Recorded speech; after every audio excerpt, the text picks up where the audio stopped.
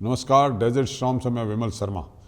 हमारे साथ में हैं ज्योतिष के जानकार बालकृष्ण पुरोहित, जो पिछले 15 वर्ष से ज्योतिष पर अध्ययन कर रहे हैं।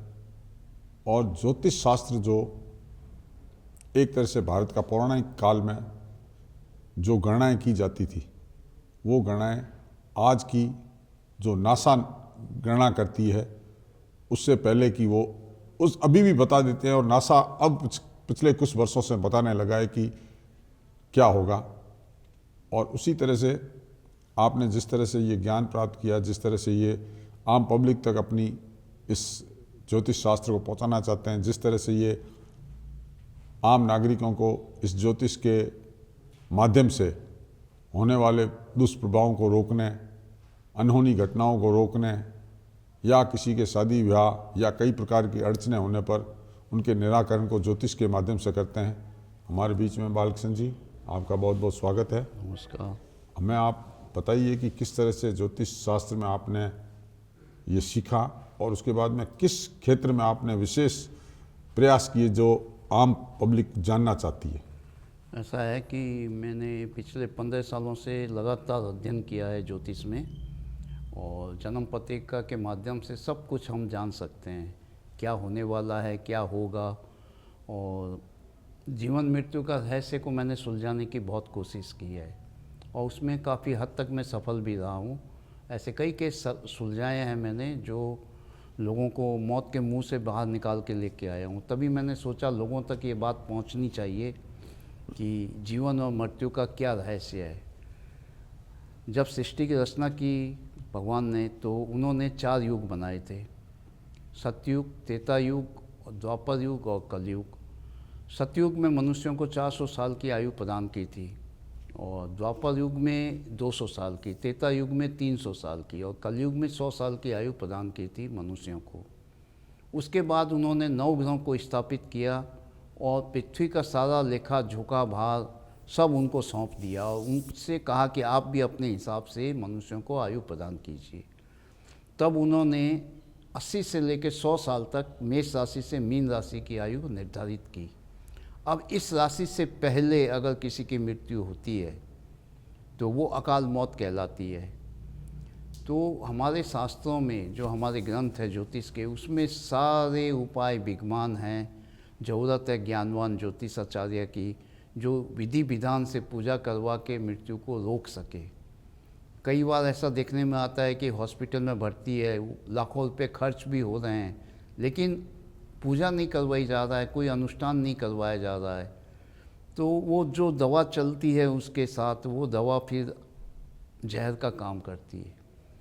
लेकिन जब विधि विधान से उपाय करवाए जाते हैं ज्योतिष शास्त्र के, तो वही दवा उसके शरीर में अमृत बन के दौड़ना शुरू होती है, और वो धीरे धीरे स्वस्थ लाभ होना शुरू हो जाता है। तो हमारे ज्योतिष में भी समय काल परिस्थितियों पर भी निर्भर है कि किस तरह से किस समय क्या परिस्थितियां बनी हैं। हाँ जी। और कई बार आपके जीवन में ऐसे मौके आते हैं कि कई बार आपको कठिन और नकारात्मक बातें होती है, वो भी आप अपने जो जजमान होते हैं, जो आपसे ज्योतिष की जानकारी लेने आते हैं, उनको बताना पड़ता है। तो हाँ जी। उसमें क्या परिस्थितियां रहती है? उसमें सब बताते हैं हम उनको, ये समस्या आपको आएगी, इस तरह से आएगी, और इसका ये उपाय है। और बहुत जन होते हैं उनके पास पैसा नहीं रहता है, तो फिर वो उसको खुद बताते हैं कि आप इस तरह से पूजा करो, इस तरह से ये करो कि आपकी समस्या का समाधान हो। और जिनके पास पैसा रहता है वो फिर कहते हैं कि नहीं भाई, हम नहीं करेंगे, हम तो पंडित जी से ही अनुष्ठान करवाएंगे, तो उनसे करवाते हैं। और आजकल हमारा देश आधुनिक हो चुका है, हमारे देश के लोग आधुनिक हैं, वो विदेशी संस्कृति को अपना चुके हैं, तो उन्हें अपने मंत्रों की शक्ति पे, देवी देवताओं पे और इतना विश्वास नहीं रहता है, क्योंकि वो सोचते हैं कि ये सब बकवास है, कुछ नहीं है, साइंस है, साइंस के आगे कुछ नहीं है। लेकिन साइंस से पहले ज्योतिष शुरू हुआ है, और ज्योतिष के बाद साइंस आया है। और इसलिए अगर हमारी इस देवी शक्तियों को पहचान ले लोग और अपने विधि विधान से अनुष्ठान करवाएं, तो उन्हें पूरा जीवन जीने का मौका भी मिल जाता है। एक चीज़ बताएं, आपकी जिस तरह से आपने कई बार देखा है कि त्योहारों को लेकर कई बार ज्योतिषी गणनाएं भिन्न भिन्न होती है, जो भिन्न भिन्न ज्योतिषियों के भिन्न भिन्न मत होते हैं। जैसे आप देखें इस बार दीपावली थी, तो दीपावली 2 दिन दीपावली, और किस अवधि में उसका पूजन किया जाए, इसको लेकर कई विसंगतियाँ होती। तो ये विसंगतियों का क्या कारण है? इसका कारण ये है कि कई अपरिपक्व ज्योतिष हमारे देश में मौजूद हैं, और उन लोगों ने सोशल मीडिया पे इस तरह से उसको दर्शाते हैं कि अगर 21 की दिवाली थी हमारे हिसाब से, लेकिन उन लोगों ने 20 की ही दिवाली मनवा दी लोगों से। तो ये जो अपरिपक्व ज्योतिष हैं, इन लोगों ने क्या है कि पूरे त्योहारों का बंटाधार कर दिया है। ज्योतिष के जो उपाय हैं, अपन जैसे ज्योतिष में किसी के कठिन समय आया हुआ है, हाँ जी। किसी के साढ़े सती चल रही है, तो इस तरह से आप किस तरह से उनका निवारण करें? रत्न से, पूजा से, या नहीं, दान देखिए- दक्षिणा से, किस तरह से? देखिए ऐसा है, रत्न तो बहुत महंगे आते हैं। अगर सही ढंग से रत्न लिया जाए तो आज एक शनि का रत्न खरीदने जाओ तो 2,70,000 3 लाख रुपया उसकी कीमत है, और वो लोकल मार्केट में कहीं मिलता भी नहीं है, बाहर से लेना पड़ता है, दिल्ली, बॉम्बे, बड़े बड़े शोरूम से। तो उसमें क्या होता है, पूजा करवाने से एकदम से सही काम हो जाता है। और ये भी एक ऐसा होता है ना कि बहुत जन कहते हैं कि हमने तो पूजा करवा ली, हमारे तो आराम हुआ नहीं। अब वो आराम क्यों नहीं हुआ? क्योंकि अगर कोई मनुष्य बीमार होता है, उसको हॉस्पिटल में इलाज चलता है, तो उसमें उसका कोर्स होता है, वो पूरा करना पड़ता है। ऐसा नहीं है कि आज आपको बुखार है, आपने एक टैबलेट ली, ठीक हो जाओगे। लेकिन आपको अगर ज़्यादा ख़राब है तो ये इलाज करना ही पड़ेगा, आपको उसका कोर्स पूरा करना पड़ेगा।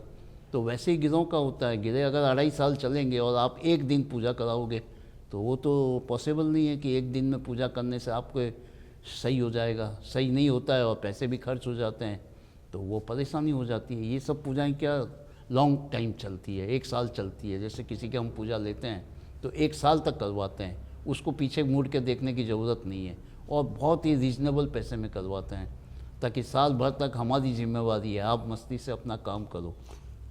कुछ लोग इसको अंधविश्वास भी मानते हैं, हाँ, ज्योतिष इसलिए- को। इस हाँ जी। बारे में आपका क्या कहना है? इस बारे में यही कहना है मेरा कि जो अपरिपक्व ज्योतिष हैं, उन लोगों ने ज्योतिष की पूरी खराब करके रख दी है, मटिया मेट कर दिया है ज्योतिष को। अपरिपक्व ज्योतिष है, वो कुछ भी बता देते हैं, लेकिन कुछ उपाय नहीं दे पाते हैं, कुछ नहीं कर पाते हैं। हाँ, आपका अगले साल ठीक हो जाएगा, अगले साल हो जाएगा, 6 महीने में हो जाएगा। ज्योतिष की गणना का क्या आधार है? आप किस तरह से किसी के ग्रह नक्षत्र देखते हैं? जो जन्म पत्री होती है, तो उसी से हम पूरा निकालते हैं उसका। जैसे हर साल की भी भविष्यवाणी मैं करता हूँ, मैंने की एक, हर साल करता हूँ मैं, अभी भी मैंने कर रखी हुई है। जिस तरह से 12 राशियां हैं, जी, तो 12 राशियों का अलग अलग जिस तरह की कुंडली होती है, जो किस समय जन्मा, किस समय उसकी मृत्यु लिखी हुई है, कोई समय उसका कैसा है, कब वो अच्छा रहेगा उसके लिए, या कब कठिन समय आएगा, तो ऐसी परिस्थितियां आप उनको कुंडली देख के बता देते हैं? जी हाँ, सब बता देते और हैं। उसके साथ साथ ही आप निवारण भी करवा देते हैं अगर जी हाँ, किसी का मैं- कठिन समय है या ये है तो? मैं निवारण भी करवाता हूँ और गारंटी से करवाता हूँ। ऐसा नहीं है कि हमने कर दी, अब आपके आराम नहीं हुआ, हम क्या करें, ऐसा नहीं है। जो काम हम हाथ में लेते हैं उसको पूरा करते हैं, और ऐसे कई केसेस मैंने सुलझाए हैं। कर्म और ज्योतिष का कोई मेल है? जी नहीं, कर्म और ज्योतिष का सब मेल है आपस में। हाँ। और ऐसा है कि ज्योतिष एक ऐसा शास्त्र है, इससे आपको हर समस्या का समाधान भी मिल जाता है, अगर सही व्यक्ति के पास आप पहुंच गए तो। आज हमारे देश में अपरिपक्व ज्योतिष बहुत ज़्यादा है, वो सही बता नहीं पाते हैं और मिसगाइड कर देते हैं लोग। उससे क्या होता है, उनको भरोसा उठते जाता है ज्योतिष से कि भाई हमने तो 50 को दिखा दिया, हमारा निवारण हुआ नहीं, हमें तो कोई कुछ नहीं बता पाया। तो ऐसा नहीं है, मेरे पास ऐसा है कि मैं जब बताता हूँ तो एकदम सटीक बता देता हूँ कि ये चीज़ें होने वाली है और इसको रोकने का ये उपाय है।